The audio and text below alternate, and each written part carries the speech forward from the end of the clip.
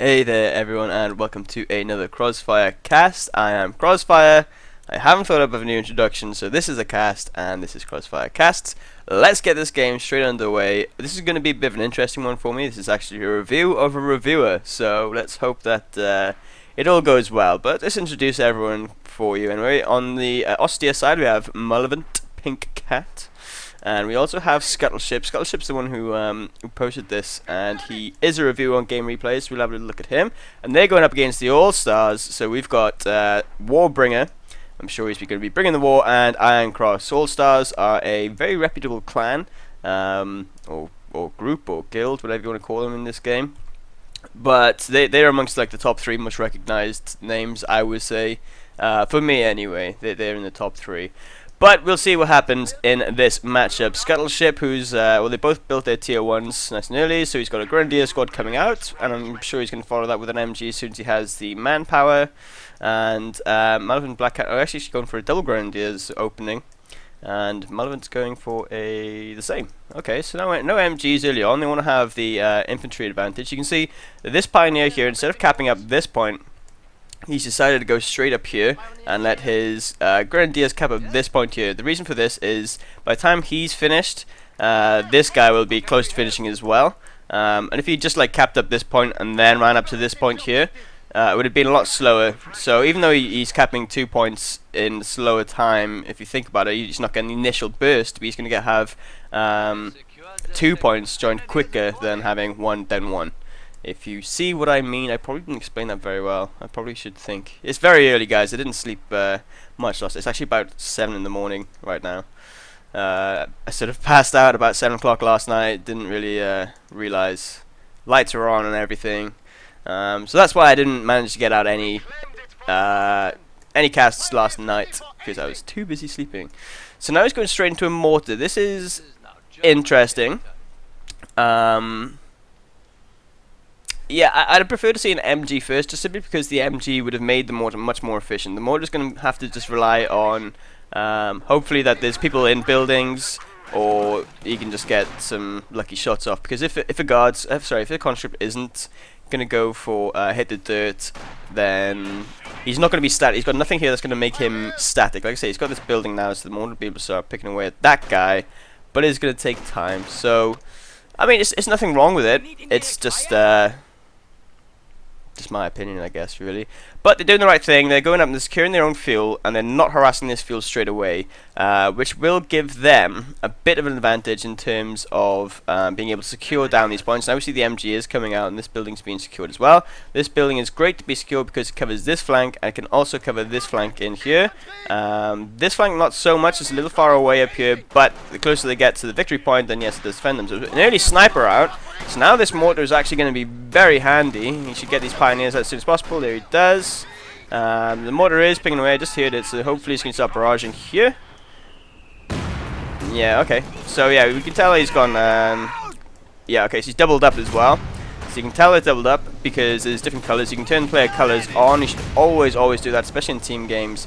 So now that we know that he's been doubled up on this side, we're going to see what his partner does to react. So double Grenadiers now on, looking too spiffy against this kind of build. And the mortar emplacement is a little bit out of position. He's going to get another mortar out, which, okay, you know, it can work against. Ooh, huge shot there, look, from the mortar. And that is the power of them. But obviously they're very much in danger of going down now. So the Russians have an excursion over on this victory point, and when they have a little foothold in this central island, that's when it becomes a bit of a problem. But rightly so, his partner up here, Malevolent Pink Cat, is going to start capping up on this side of the map because it's entirely undefended right now. So MG versus Sniper is never going to be a happy day. He's going to retreat straight away. Okay, I mean, you could have just popped in the building. The building does reduce the accuracy of the snipers somewhat, but they will still kill you, and you will start eating manpower drain. So, I mean, it's not a bad decision to run away. But these guys are getting very nice kills, very expensive kills. Nearly lost that Pioneer. Excuse me, Combat Engineer. We got him out nicely enough. And he can continue just to pick away at the army, the Grenadier army. I mean, it's very expensive to reinforce. Well, 30 manpower, which is more expensive than a conscript, at least, anyway. Mortar's going to start coming in now, I guess, around this area. So yeah, he's immediately heard it, and he's moved his scout car a little bit. But we know there's another scout car and sniper around here somewhere. There's the sniper. So what can you do against this kind of build early on? Well, you should just rush a scout car as soon as you can. As soon as you rush a scout car, these guys are completely useless now in the water, and then the snipers are also... ooh, see, another huge mortar strike, nearly taking down that guy straight away. So I should eat my words, mortars are actually very good in this build. He's actually got veterancy 2 already on this one mortar, even though he's only got 2 kills. That's very impressive amount of damage done. He's got the sight in here now as well, so hopefully some more mortars coming down. Infantry squad been killed. It's one of his grenadier squads. Ooh, I missed that. That's not cool. But what's happening here? I'm going to pause it real quick and have a look at the tactical map. As I'm more predominantly a Soviet player, this scenario here is how the Soviets want to fight. They aren't very good at fighting if the map is split this like lengthways, which is you can sometimes kind of see. But when it's split in the middle like this, suddenly the Soviets are able to really shine because they can just sort of swarm over small corridors. They can use all the buildings to their advantage and things like that. Obviously things like their Maxims have a narrow field of vision, but there's no one in tier 2. They're both gone tier 1, so you know, they've got the high mobility of the scout cars for the moment, and the scout cars aren't going to be counted anytime soon. Let's get the replay back going. Because they haven't decided to rush the tier 2. You can see they got plenty of fuel to do it if they wanted to. Well, okay, so he gets a very nice nice kill on that scout car with the MG. Obviously it's a light vehicle, so there's a lot of damage. He needed to switch across to the sniper there, but unfortunately he's going to need too many shots. He's going to have to get out of there, and she rightly does. He might still go down. Nah, he managed to get out, luckily enough. Mortar still plugging away at that middle point, but now the snipers are closing in, so there's plenty of snipers about. This is where vehicles are absolutely paramount. He's got his own sniper. If he's excellent at microing it, he could have done something, but I mean, it would have been very, very risky. You'd have had to like take one shot after he'd taken a shot and then move back. Because these are all-stars, you'll play slightly different against them, knowing that they're actually very skilled players and they're not just completely lucky. He could have tossed a rifle nade behind this building in hopes they really caught him. His rifle nade is doing an amazing amount of damage against the snipers, but it's not quite worth it. And you can see he's just disappearing. There you go. Now he gets out. So yeah, I mean, in terms of the attrition of manpower and things, the Soviets are definitely ahead. Seeing as Scuttleship lost that early squad, and it's very difficult to defend against an early squad. Like I say, you just need to go tier 2 early. The scout car and sniper effectively shuts down a tier 1 build, because you can take on anything from that tier 1. It really can. And he's managed to keep this one scout car alive. Let's take the fog of war off real quick to have a look. Yeah, so he's got the 2 snipers here, 11 kills and 4 kills very early on. And you can see an interesting point. He hasn't actually decided to reinforce these guys. He's kept them on the field at one person each. So he's not having to reinforce them, which is costing 90 manpower. So he's still just being super effective. Meanwhile, this top VP is being decapped, and very nicely he's going to go straight on over to the fuel. Let's take the fog of war back off. Let's keep the mystery involved, and let's have a look more in the mind of Scuttleship. So what do you do now? It's 8 minutes in. You're really losing the you're losing your fuel. You're losing in terms of manpower. What do you need to do? You needed to go tier 2. Definitely need to go tier 2, which you are building right now. Let's see, with your little pioneers, with the light mechanized company. Excuse my butchering of a language I don't speak. Excuse me. So, aSIIIroncross up here, he's done the right thing. Instead of taking this point, he's gone for the shock factor by just decapping the VP to make sure that the bleed is intensified, and decapping the fuel, because he wouldn't have the fuel anyway, because this point is not in his possession. So instead of taking the long way around by trying to cap up everything and then going towards the field, he's just doing the most important units first before moving out. So, excuse me, interesting position now. I mean, they've got quite a bit of a stronghold here for right now. Let's take the fog of war off. We can see that there is the 2 snipers still back there, and the scout car as well. But that's very little if you think about what they've got here. They could easily enough swarm that position if they decided just to all in. because they should have recognized that both of them went. Oh, by the way, it's a nice mind play by there, just right by the barbed wire. They should have recognized the fact that none of them had gone tier 2, so they're not going to be seeing any MGs or anything like that, so they'd be able to sort of swarm whenever they wanted to. Now that tier 2's finished, we're going to see if he's going to go. Well, he's got a nice bank of fuel, which, if anything, just means that you'll think that his opponent's got a nice bank of fuel too, which is correct, but he needs to be using it. I mean, they did have their own fuel for the same amount of time, and as the austere, you can really get out some decent vehicles way before. Okay, this Scar is now very close to going down. The sniper's plugging away, 7 kills. Might be able to get the last shot off. No, I think his line of sight is blocked. But it's a nice push away from Malevolent Pink Cat. Okay, MG in a good position to push away the guards that were trying to advance up on his Vet 3 mortar with 4 kills. That's I've not seen that before. But it's very stagnant here. I mean, there's been no push or threat towards the cutoff or anything. They've been contained, if you will, just with this island alone, because they allowed them to have this foothold on this island. Because there was no fast scout car coming out, there was suddenly no reason to move away, and he's gone for the Panzergrenadiers. And he's upgrading them to Shrek straight away. I'd say no. Yes, he can sort of take down those scout cars in one double barrage kind of thing, if you see what I mean. But it's very easy pickings for the snipers, and very, very expensive to reinforce these guys. So it's not really a good counter to scout car snipers. Like I say, I prefer to see vehicles. He's banking on his fuel, and he's sitting on a huge bank of fuel. I don't know why. He's getting a pack gun outlook. I mean, I think he's just scared of a very early tier 3 T70 coming, and we do hear vehicles. Aha. Okay. So Malevolent Pink Cat has been able to get out of P4, which means that obviously his thinking about getting a pack gun and getting this anti-tank on his Panzergrenadiers early. You know, he's thinking ahead. Okay, so there's that barrage. So I don't know if the sniper went down or not as well. I don't think it was a sniper. There was no sniper shot. But the Flamer engineers will be able to push away these guys. Here comes the medium tank now as well to push on into this foothold of fuel and of the VP. So if they can do that, if they can cut that off whilst maintaining their own up top, then they're going to start having a good time. And again, just note, good mine placement. When you place barbed wire down like that, you tend to have to run it over, and if a vehicle runs it over, it's going to go straight into those mines and be disabled straight away. Now we see that this P4 is way overextended. Here come the cavalry, which is actually the infantry, to try and get him out of there. But you can see 2 guards pinging away the back armor. It's going to take down a quarter of the health, which is great, seeing as you had no real anti-tank apart from the guards.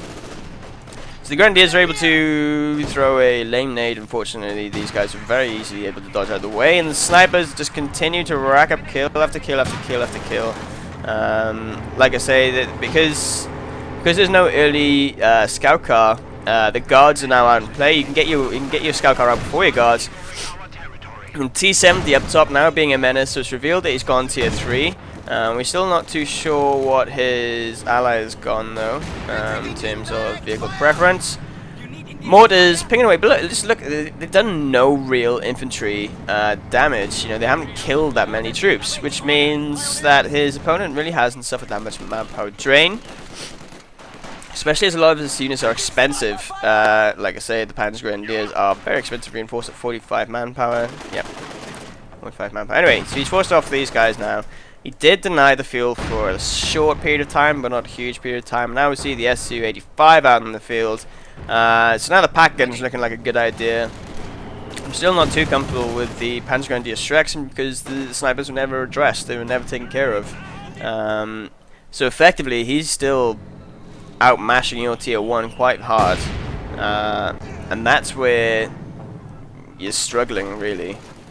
Because even though you're now thinking, right, okay, now I need to start countering vehicles, and you start thinking about getting my own Panzer IVs out, and you start thinking about getting out an elephant, that sort of thing, well, you still haven't solved the problem of tier 1. And because that force is still at large around here, it's very difficult for you to move on. So I mean, look, okay, so you got one pack gun out, get another pack gun out. This is an issue because you're banking so much fuel. I don't know whether you're just trying to go straight for like an elephant or something without having to build a tier 3, but you got nowhere near enough CP. CP, for you guys who don't know, is command points, and it's just looking like a bit of an ill-conceived plan. Like you had sort of like a plan before you started playing, but instead of being able to adjust and adapt, that you've just sort of trodden on through and gone with what you think would work. I'm guessing, I'm assuming, obviously. So, guards are nicely suppressed early by this bunker. If you so chose, you can just go up there and run them all over with this vehicle, which is always fun. But the aSIIIw is now having a little poke. He knows his bunker's here, so the bunker's just free money for him. And you know, the bunker's not going anywhere. Nothing can really do much damage against him. Apart from this pack gun, if you can move the pack gun up, you might get one shot off, but the bunker's definitely going down. T-70 being a hero, even with a knackered engine, has managed to take down a squad of Malevolent Pink Cat. But that T-70 should go down to another P4. However, good invasion here from aSIIIroncross. He's got his snipers right down there. He's got his aSIIIw just handily plugging away at everything. And now here comes the Katyushas straight on into this emplacement. And there goes the pack in almost instantly. Now the aSIIIw has no trouble really about coming in. The sniper's doing a great job and pick off that squad there. Now he's going to have to force a full retreat and give up a little bit more territory. And like I said, I mean, these mortars are highly vetted, but they're not really doing much. I mean, you could have thrown down some smoke possibly here instead of doing the barrage. If you throw down the smoke on top of the snipers, at least you prevented them from firing. So yeah, having 2 mortars on the field, I mean, like I say, he's got the veterancy on them. I just don't understand why he's not killing anything. Like it's not like he's not trying. But there, 2 snipers there. You've seen them very briefly. The 2 snipers actually reveal themselves on top of the unit. You have this small field of vision right there. So if you walk across it, like an opponent's victory point or something like that, then you can see them. Only briefly, but having 2 snipers in one location, when you know that your opponent's got mortars out, he very rightly just ran out there as soon as he could. More Katyushas coming down in this area. Little does he know that there's no one there. And here comes the big push out of the ball. Okay, this is what happens when you have the mass retreat. You have the big ball coming out, and when you have this big ball coming out, the best thing to do is to start giving your units individual orders straight away, because you don't want them to be in a ball for very long at all. Excuse me, guys. I've got a bit of a cold coming, I think. There you go. All right.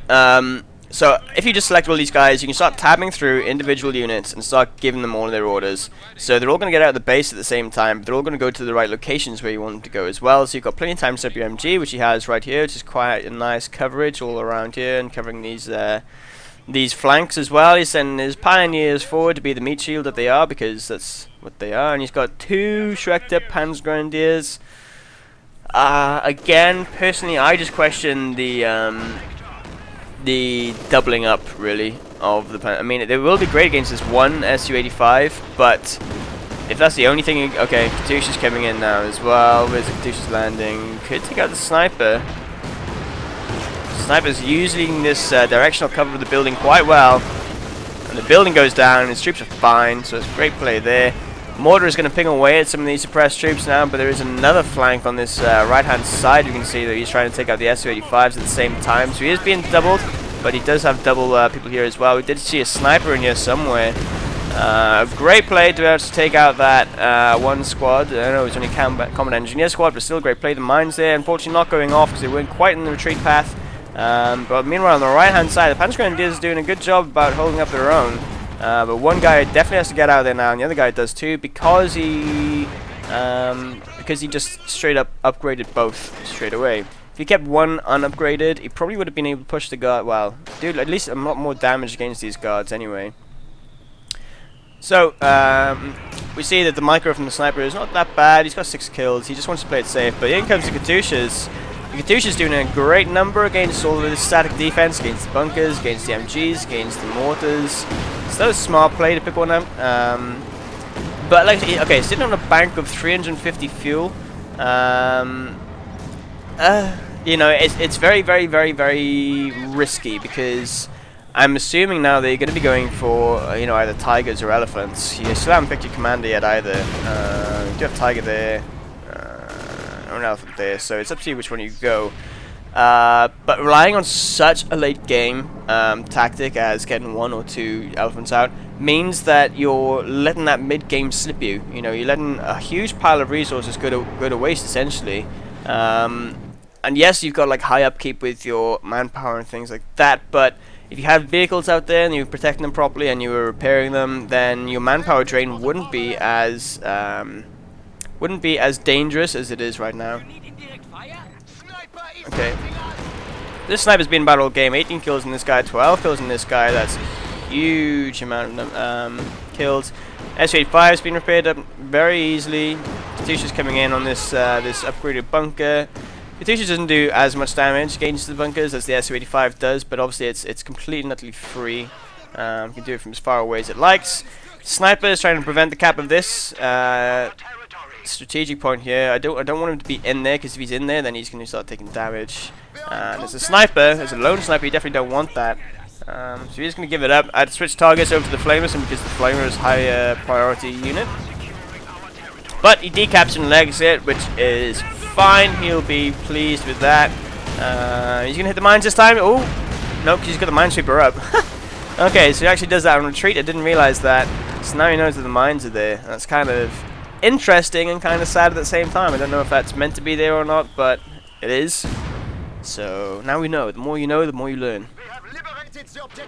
So again, all these troops are kind of bundled here on the defensive. Really, they're just and because you've got this Katyusha's out now, you can't be this static. You can't just keep on standing in the same place, because this Katyusha's will start to level up, and as soon as it gets the his veterancy 1 precision strike, that spells doom for any pack gun, any mortar crew, or any MG, because there's no flare that goes down and comes straight away, comes silent as the night, and really fucks you over.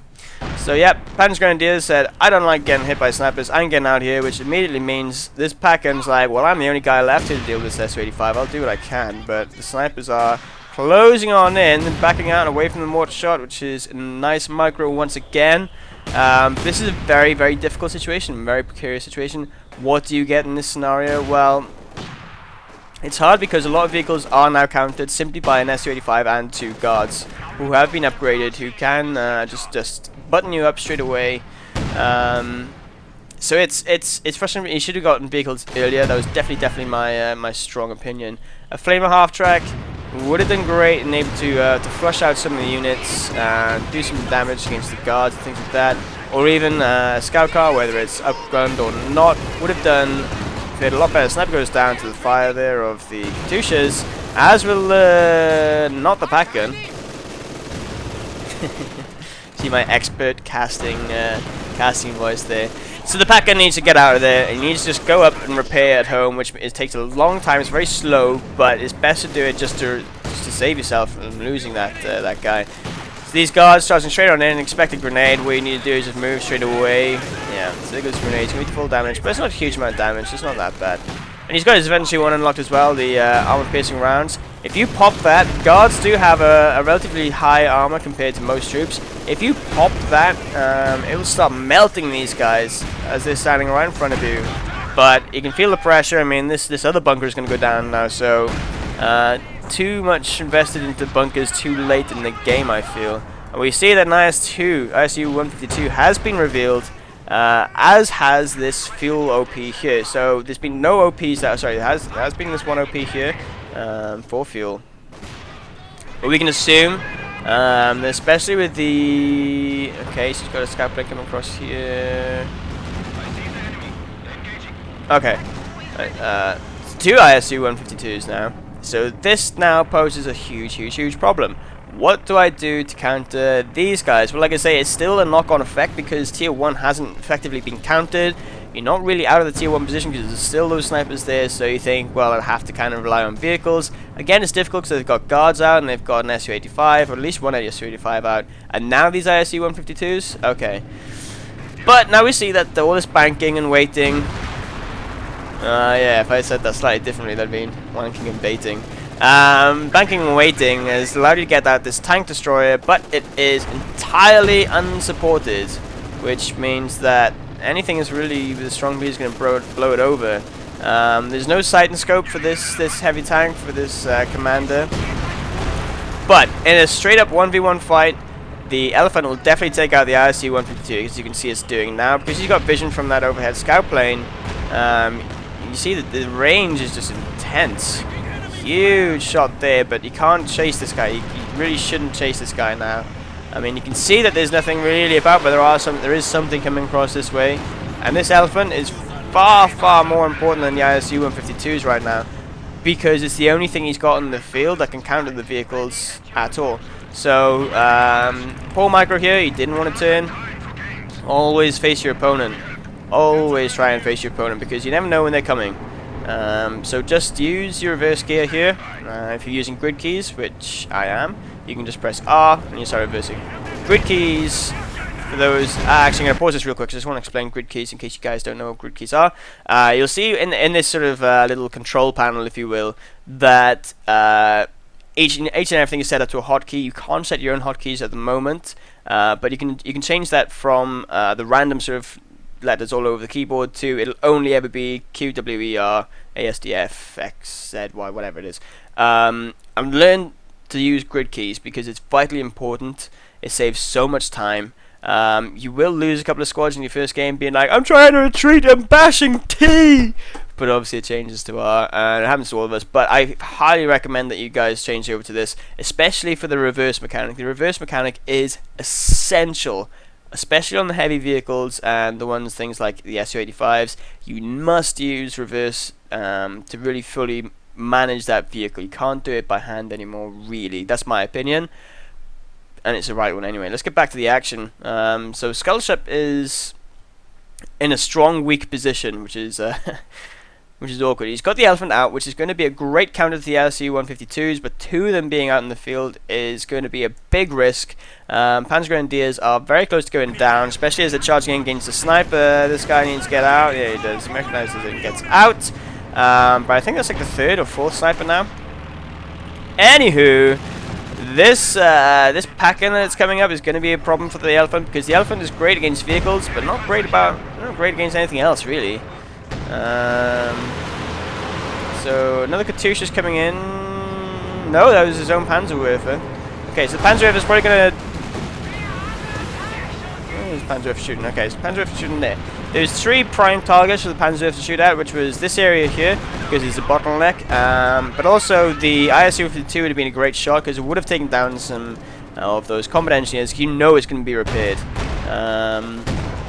So a shot in there would have been highly beneficial, very rewarding. Command tank out as well from Scuttleship, which is just going to provide a nice aura for his elephant and for his nearby troops. You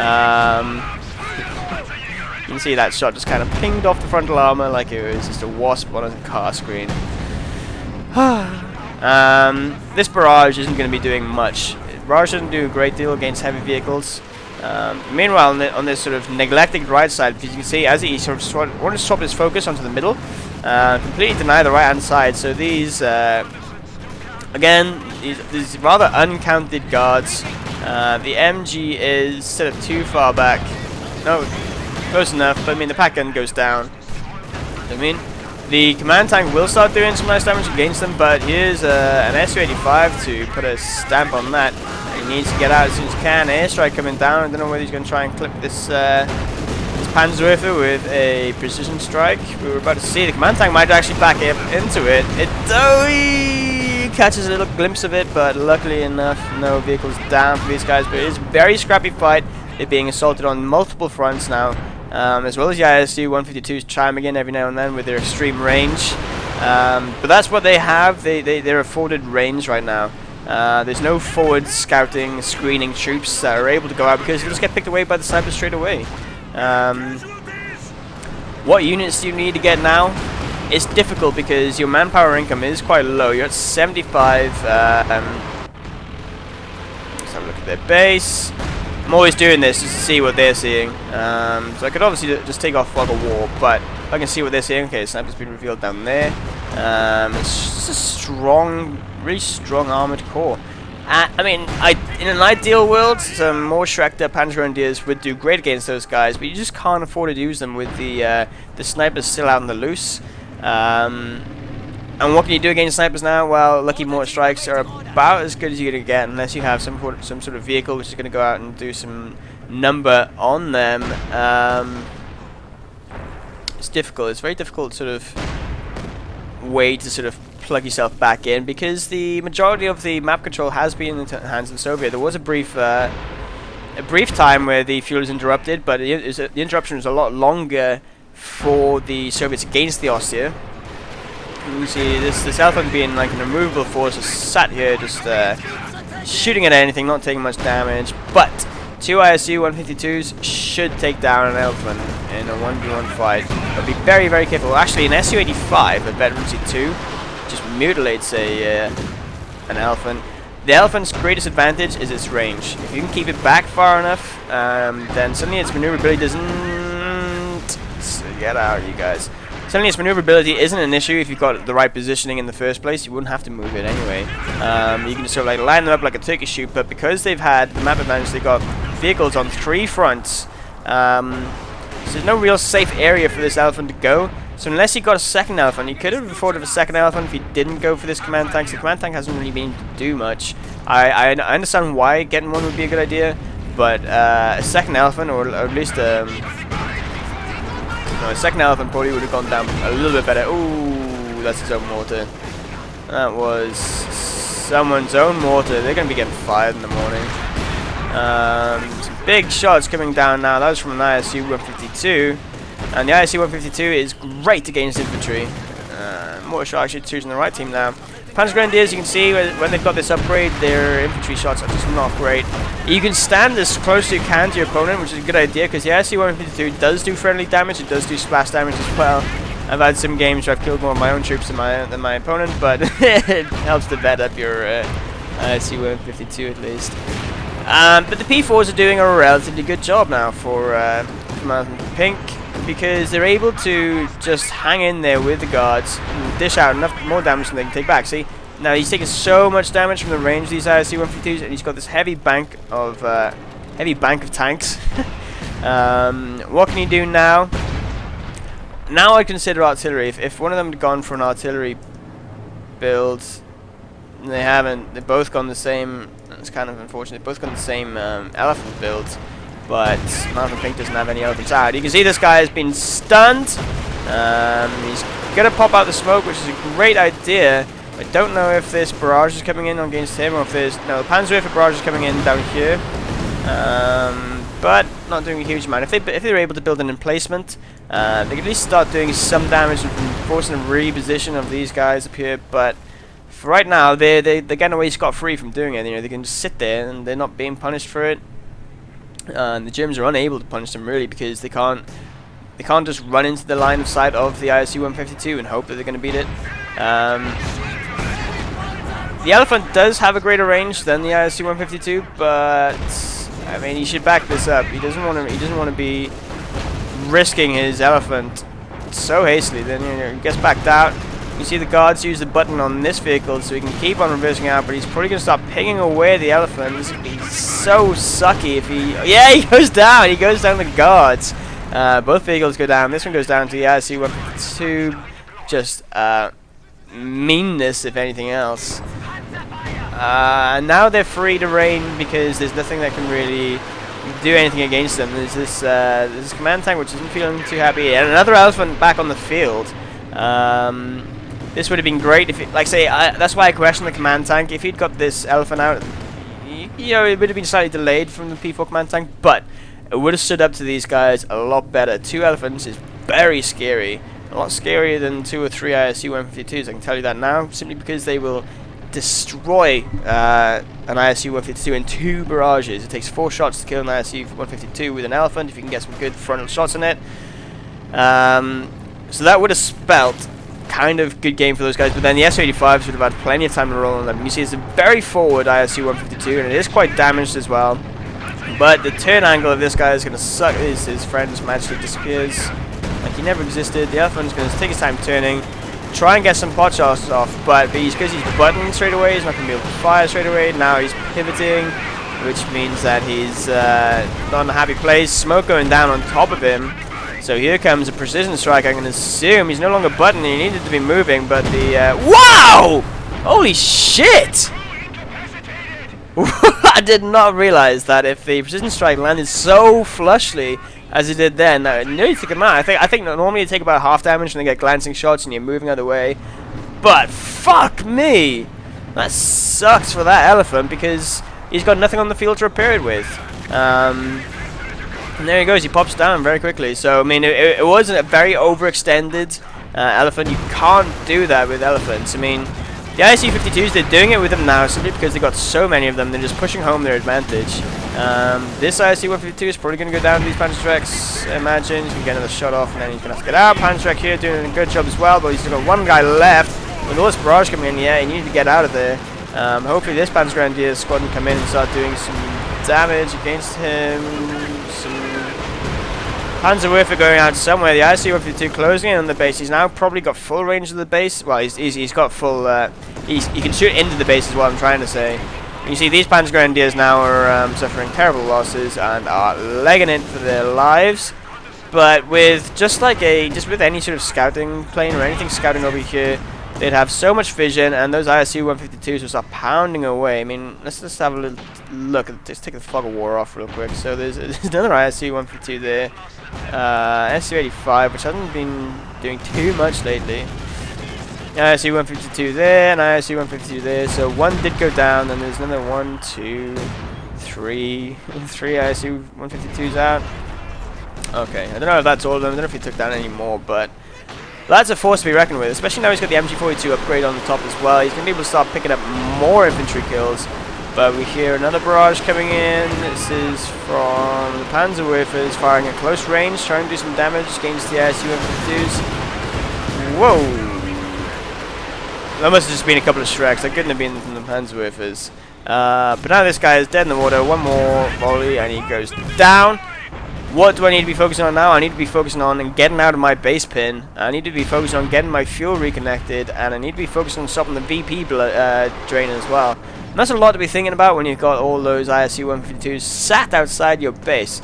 We can see now the manpower income is largely increased due to the losses in his army. So his army now consists of 2 Panzergrenadiers and 1 mortar, which is a little sad, but that's the trouble when you sort of build heavily into static emplacements, is that obviously when they can't move, they are very vulnerable, and yes, you can recover the actual... Okay, what went down there? Sounded like some vehicle went down there, some vehicle that didn't want to go down. Wow, okay, alright, so that's actually eating a lot of damage from, I believe, the Panzerwerfers? I'm not too sure. Ah, that's sad. That was sad. Neither of those shots penetrated, but those ones do. And he's actually doing a good job against these aSIII-152s, especially with just infantry. I mean, the aSIII-152s do a great amount of damage against infantry. There's only one left now, and now, if they can take out this one aSIII-152, then the tides can really turn. You can see there's not actually a great amount of infantry or anything like that out for the All-Stars boys. Trying to catch where this Panzerwerfer is going. Okay, the Panzerwerfer is going down here to try and deny the capping. But if they can stop this VP drain, they are very much still in the game. So you can see that Malevolent Cat is doing a good job up there to cap that one point, but they need to cap another one desperately. And simply because this one's too far away, and this one has plenty of troops surrounding it, I mean, it's going to be very, very difficult to pull off. It can be pulled off, though. Nice little army of Panzerwerfers. Yeah, they've got quite a few kills in them each. But there's nothing to challenge now. Well, yes, obviously the Panzergrenadier is going to be doing a fantastic job against the Su-85, but I mean, there's no vehicle presence aside from these guys. Precision strike going down in the base. Didn't look like it killed any of his troops though. He decides to go for another Panzergrenadier. Panzergrenadiers are always hardy and resilient no matter what VP you get them at, but a huge aSIII-152 shot and maybe another precision strike. I wasn't too busy talking. There's too many explosions in this game, man. And I don't mean coming here as Toon, you know, I mean in this game. Look at the pounding he's getting in his base. And you got to think the mental aspect of this now as well. I mean, you got to be thinking, I am losing, and this sucks. That ooh, that did suck. Panzer Grenadier squad going down. S285 is going to be able to limp away. Guard's going to start doing some significant damage to the Panzer Grenadiers if he does not address them. One more Panzer Strike volley, and the S285 does go down. So fog of war off real quick, and we see. Okay, so he's gone back to the snipers, and that's a fantastic idea. But there's only Katyushas and one aSIIW-152 left. But unfortunately, they don't know that because they've had such constant pressure on them. They don't realize that they're actually doing a fantastic job of staying in this game. And they just need to cap a point. They just need to use some of this infantry just to go and cap a points, which again, Mr. Pink Cat is recognized, and he's going to use his superior army to get out there and start to cap up some stuff. Yo. Guards throw a great little grenade on top of the Grenadiers. Does huge amount of damage. Only 2 kills now, but I mean they're going to push these guys away. He does cheekily steal the rifle, but it could cost him his life. No, he doesn't. He pitches the rifle and legs it, which is nicely done by him. So now that they've got this area again, they've got it barbed wired off. They've got mines in place as well. They just need the VP though. They don't even, obviously they need the fuel, but they need to focus on the VP a lot more. This VP is going to be going in the hands of the Grenadiers, but unfortunately he's chasing this. I mean, it's worth chasing Katyushas. It has got damage extension and everything, but the VPs are so important right now. I mean, this is costing him like 10 VPs just to go and chase down his Katyushas. Now it's out of control. He needs to get back in there as soon as he can. And 10 VPs, something like most times you'll think, yeah, 10 VPs. But when you're down to 55 points, well, that is, you know, that's 20% of your VPs you just lost there, just to go and chase down Katyushas. Don't think you had the luxury of being able to sort of do that, really. Another aSIIW-152. I mean, okay, double snipers was there, or a single sniper at least. Whoa!